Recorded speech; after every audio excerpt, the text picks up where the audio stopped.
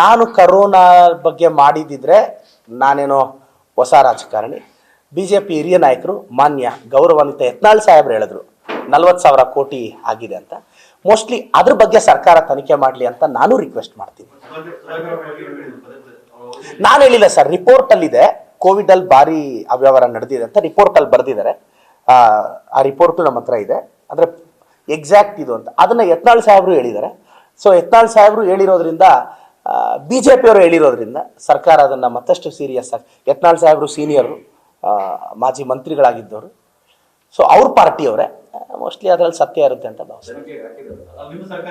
ತನಿಖೆಗೆ committee frame ಮಾಡಿದ್ದಾರೆ sir. ಅದು ವೆರಿ ಸೂನ್ ಮತ್ತಷ್ಟು ಡೀಟೇಲ್ಸ್ ಸರ್ಕಾರ ರಿವೀಲ್ ಮಾಡುತ್ತೆ. ನನ್ನ ಹಂತದಲ್ಲಿ ಹೇಳೋದು ಚೆನ್ನಾಗಿರಲ್ಲ.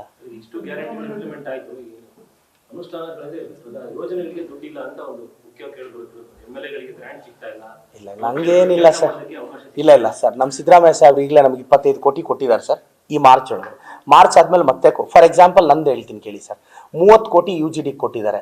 ಏನು ಈ ಸರ್ಕಾರದಲ್ಲೇ, ಹಳೆದಲ್ಲ, 30 ಕೋಟಿ ಕೊಟ್ಟಿದ್ದಾರೆ. 25 ಕೋಟಿ ಗ್ರ್ಯಾಂಟ್ ಕೊಟ್ಟಿದ್ದಾರೆ. ನಾನು 186 ಹಳ್ಳಿಗೆ ವಾಟರ್ ಫಿಲ್ಟರ್ ಇರಲಿಲ್ಲ, ಅದಕ್ಕೀಗ ವಾಟರ್ ಫಿಲ್ಟರ್ಗೆ 25 ಕೋಟಿ ಅನುದಾನ ಹಾಕ್ಕೊಂತ ಇದ್ದೀನಿ.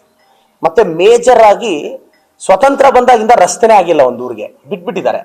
70-80 ಮನೆ ಇತ್ತು, ಅಂಥದ್ದೆಲ್ಲ ಹುಡುಕಿ ತಗೊಂಡೋಗಾಗ್ತಾ ಇದ್ದೀನಿ. ಇದೇನಾಗ್ತಿತ್ತು ಅಂದ್ರೆ, ಟೌನಲ್ಲಿ ಒಂದು 8-10 ಕಿಲೋಮೀಟರ್ ಚೆನ್ನಾಗಿ ರೋಡ್ಗಳು ಹಾಕ್ಸ್ಬಿಟ್ರೆ ಅಭಿವೃದ್ಧಿ ಆಗಿದೆ ಅಂತ ಬಿಲ್ಡಪ್ ಕೊಡಬೇಕು ಅನ್ನೋದು ಬಹಳಷ್ಟು ಜನರ ಮೈಂಡ್ ಸೆಟ್. ನಮ್ಮ ಚಿಕ್ಕಬಳ್ಳಾಪುರದಲ್ಲೂ ಅದೇ ಆಗಿತ್ತು. ನೆಕ್ಸ್ಟ್ ಎಲೆಕ್ಷನ್ ಬಂದಾಗ ಇವನ್ ಟೌನ್ ಏನ್ ರೆಡಿ ಡೆವಲಪ್ ಮಾಡಿದಾನಂತ ಜನ ಬೈದ್ರು ಪರವಾಗಿಲ್ಲ, ನಾನು ಕನೆಕ್ಟಿವಿಟಿ ಇಲ್ದಿರೋ ಕಡೆ ಅಂತ ಕಡೆ 5 ವರ್ಷ ಅನುದಾನ ಎತ್ಕೊಂಡೋಗಿ ಹಾಕ್ತೀನಿ.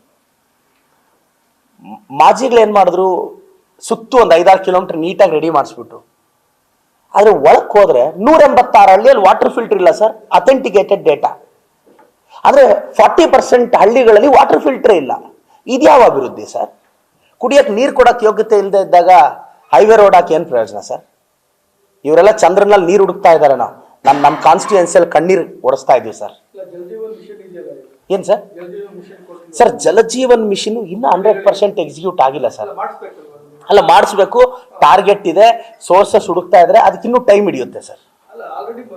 ಇಲ್ಲ ಸರ್, ಇಲ್ಲ ಗ್ರ್ಯಾಂಡ್ ಸ್ಟಾರ್ಟ್ ಆಗಿದೆ. ಮೋರ್ ದೆನ್ 200-250 ವಿಲೇಜಸ್ಗೆ ಇನ್ನೂ ಜಲಜೀವನ್ ಮಿಷನ್ ಮೊನ್ನೆ ಪೂಜೆ ಮಾಡಿದ್ದೀವಿ ನಾವು. It takes another 1.5 or 2 years. 1.5-2 years sir. ನಾನು ಹೇಳೋದು, ನೀವು ಜಲಜೀವನ್ ಮಿಷನ್ ಇಂದ ಪೈಪ್ಲೈನ್ ಹಾಕಿದ್ರು ಸಹ ಪ್ಯೂರ್ ಡ್ರಿಂಕಿಂಗ್ ವಾಟರ್ಗೆ ಜನ ಬ್ಲೈಂಡ್ ಆಗಿ ಪೈಪಲ್ಲಿ ಬಂದಿರೋ ನೀರನ್ನ ಇಟ್ಕೊಂಡು ಹಳ್ಳಿಗಳೆಲ್ಲ ಕುಡಿಯೋಕ್ಕಾಗಲ್ಲ sir. Though they say it is for the drinking water purpose. ಅವ್ರಿಗೂ ಅವ್ರ ಮಕ್ಕಳು, ಈಗ ನಮ್ಮ ಮನೆ ಟ್ಯಾಪ್ ನೀರನ್ನ ಯಾವತ್ತಾದ್ರೂ ನಾವು ಇಟ್ಕೊಂಡು ಕುಡಿತೀವ ಸರ್? ಮನೇಲಿ ಬರೋದು ಫಿಲ್ಟರ್ ನೀರು ತಾನೆ. ಸೊ ಊರಿಗೊಂದು ಫಿಲ್ಟರ್ ಇರ್ಬೇಕು ಸರ್. ಅವರೊಂದು ಕ್ಯಾನಲ್ಲಿ ನೀರು ತೊಗೊಂಬಂದು ಕುಡಿಯೋಕ್ಕೆ. ನಾನು ವಾಟರ್ ಫಿಲ್ಟರ್ ಬಗ್ಗೆ ಹೇಳ್ತಾ ಇದ್ದೀನಿ.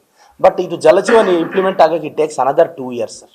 ನಾವು ಮೊನ್ನೆ ಮೀಟಿಂಗ್ ಮಾಡಿದ್ವಿ, ಇನ್ನೂ ಎಷ್ಟೋ ಕಡೆ ಗುದ್ಲಿ ಪೂಜೆ ಮಾಡೋಕ್ಕಾಗಿಲ್ಲ. ಯಾಕೆಂದರೆ 50% ಟೆಂಡರ್ ಯಾರೂ ತೊಗೊಂಡಿಲ್ಲ ಸರ್. ಯಾಕೆ ಟೆಂಡರ್ ತೊಗೊಂಡಿಲ್ಲ ಅಂದರೆ, ಒಂದು ಊರಲ್ಲಿ 1000 ಮನೆ ಇರುತ್ತೆ ಸರ್. ಆ ಟೆಂಡರ್ ಕಾಸ್ಟು 1000 ಮನೆಗಳಿಗೂ ಹಾಕಕ್ಕಿರಲ್ಲ. ಈ ಟೆಂಡರ್ ಪೇಜ್ ಡಿಫ್ರೆನ್ಸ್ ಬಂದು ಟೆಂಡರ್ ತೊಗೊಳಕ್ಕೆ ಬರ್ತಾನೆ ಇಲ್ಲ ಯಾರು. ಹಂಗೆ ತುಂಬ ಹಳ್ಳಿಗಳು ನಿಂತೋಗ್ಬಿಟ್ಟಿದೆ ಸರ್. ನ್ಯೂಸ್ ಫಸ್ಟ್, ನಿರ್ಭೀತಿಯಿಂದ ನಿಮ್ಮ ಪರವಾಗಿ.